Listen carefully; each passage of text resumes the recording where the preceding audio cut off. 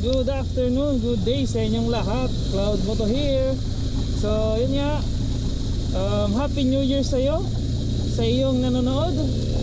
At sa mga manonood, Happy New Year sa inyong lahat. So ito nga, napapansin nyo, gusto ko kayong bigyan ng, sa bagay, nung previously nakapagbigay na tayo ng first impression dito sa Dominar 400. So ngayon naman, first impression kasi ng unang pagsakay. Pero ito naman, impression ko naman nung throughout na ginagamit ko siya. So siguro lumipas na yung isang buwan or siguro 3 linggo. 3 linggo kina-repair ko na. So sabi ko nga nung previous na vlog natin, nung pagkuha natin to dito sa Bulan Sorsogon, may mga priority tayong inayos.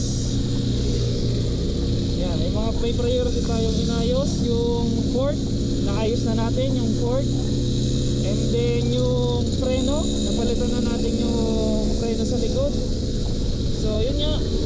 Ngayon naman gusto ko sa inyo naman na i-share yung impression ko na yung experience ko ngayong 3 linggo ko na siya nagagamit. Pero itong i-share ko sa inyo, siyempre personal opinion regarding dito sa Dominar 400. Unang-unang maibibigay ko sa inyo sa inyong impression ko dito is yung looks. So di naman tayo maselan sa itsura, pero kung i-compare ko naman din sa NS200, may sariling unique looks tong Dominar 400. So big bike na siya kasi nga 400cc na. So ginawa ng paraan ng Kawasaki para gawin tong 400cc. So yun. And then pangalawa ko sa kanyang general impression, so ito rin madalas din tinatanong, lalong lalo na pag may mga big bikes na. So tayo ay nasanay sa lower cc. So yun nga, tayo ay nasanay sa lower cc, from 115cc to 200cc, and then ngayon 400, jump tayo 400cc. So impression ko sa gas consumption kasi yung gusto kong i-share sa inyo. So as far as I'm experiencing naman, masasabi ko lang naman din dito sa Dominar 400, napakatipid. Matipid siya sa lineup ng mga 400. Matipid siya. Siguro kung sa akin, experience ko, parang siyang walwal na NS200. Para ako walwal ng takbo na NS200. So kung ganun yung fuel consumption nito, sa tingin ko naman kayang-kaya naman ng budget. So ilan lang naman yung, and then syempre unleaded yun or regular gas, regular unleaded ang ginagamit. Ito naman premium unleaded.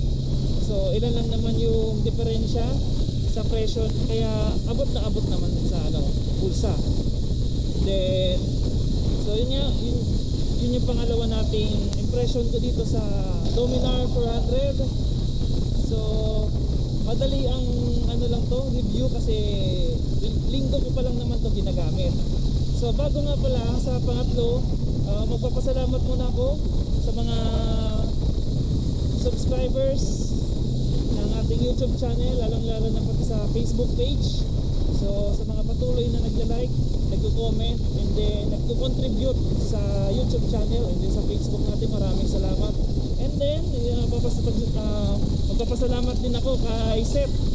So shoutout nga pala kay Seth kasi nakita niyo naman previously yung gulong natin na stock nito is good na.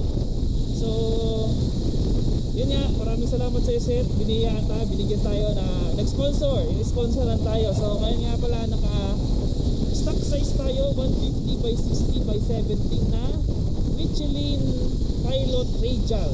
So hindi naman talaga totally sponsored, may mga yung nagkulang tayo, dinagdagan niya tayo ng pambili kasi kasama natin siya, bumili nito sa tire shop. So kinabit na natin dito yung Michelin pilot seat.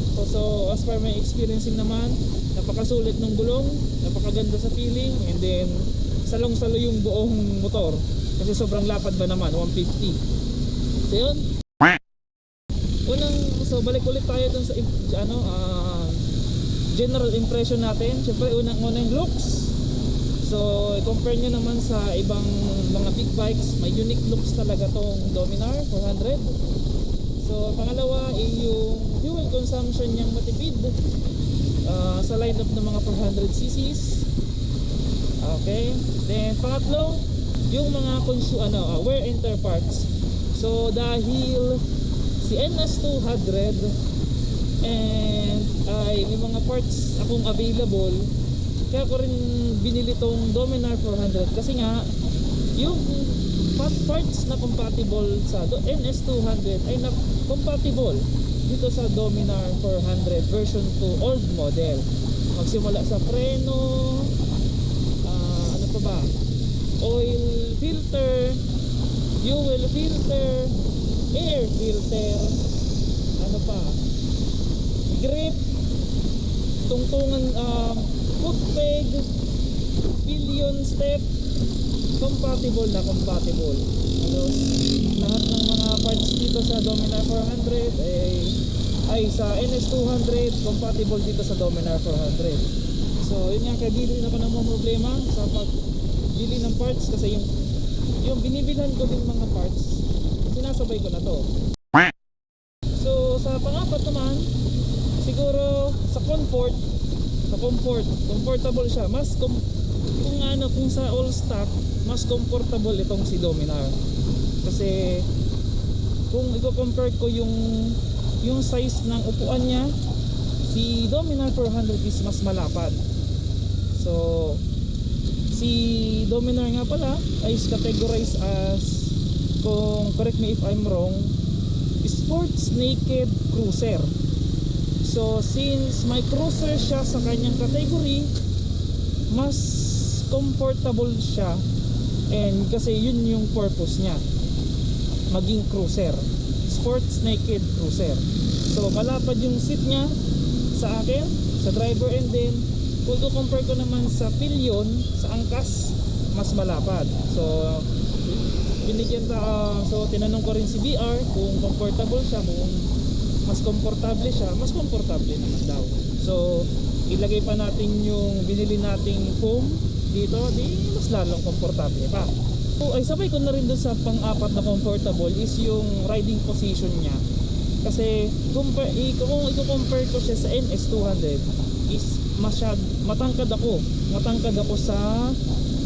sa handlebar. Matangkad ako sa handlebar sa NS200. Hindi naman siya din kasi hindi naman comfortable pa rin siya para sa akin. Pero itong Dominar 400, since cruiser bike din siya, naked cruiser, so medyo pa-slanting siya, medyo higa na slanting, mas comfortable pa compare sa NS200. Yan. Okay. So panglima ko naman, last but not the least, yung kanyang seat height. So yun nga, lagi ko i-compare to sa NS200 guys ha, kasi yun yung magiging basehan ko, kasi since wala namang problema, pares lang naman sila Bajaj and Kawasaki. So yun nga, compare sa NS200 na mataas ang seat height, eto mababa lang yung seat height niya. So no need na akong matingkayad pag once na naka-idle ako, flat foot. And then sa BR, sa back ride, hindi na no need nang tumungtong sa pillion step para makaangkas. So from the ground, kayang-kaya niya nang umangkas sa Dominar 400. Yan. Siguro yun lang muna yung maibibigay ko sa inyo. Siguro marami pa ako madidiscover dito sa Dominar 400. Marami pa tayo madidiscover dito sa Dominar. 400. Kasi linggo po pa lang naman to ginagamit. Linggo pa lang naman. Pero as per my experiencing from now, napakasulit niya, napaka-komportable. Mas komportable pa yung pag-ride ko. And then since 400cc siya and sanay tayo sa 200, dumoble yung power na na-experience ko dito. So yun pa lang naman maisi-share ko sa inyo. So yun nga, kung kayo ay, since itong Dominar 400 nga pala is phase out na to kasi meron na UG. Since may UG na, iba yung may experience dun. Baka may mga minor changes dun sa Dominar na UG, pero dito yun ang na-experience ko. So sulit pa naman siya ngayong 2025. Maganda pa rin. And then wala pa rin ako masabi since second hand to. Siguro pagalingan na lang na makahanap ng maganda pang mga second hand. So ito kasi nag-research pa ako nito, kaya medyo kailangan din pag-aralan kung paano makahanap ng magandang second hand.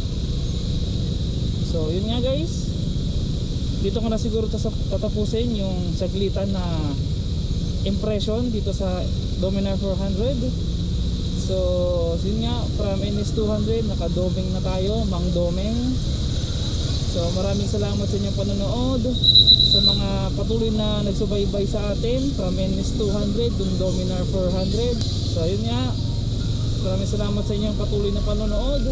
Mas marami pa tayong reviews na gagawin dito since bitin pa yun. 3 linggo lang yun yung pang 3 linggo lang yun na experience ko dito. So yun nga, hindi ko na patatagalin pa dahil medyo natatraffic na ako dito. So huwag mo kakalimutan mag-like and subscribe sa ating channel. So this is Cloud Moto, nata-traffic sa Tabaco City, Albay. So yun nga, peace out guys, peace out.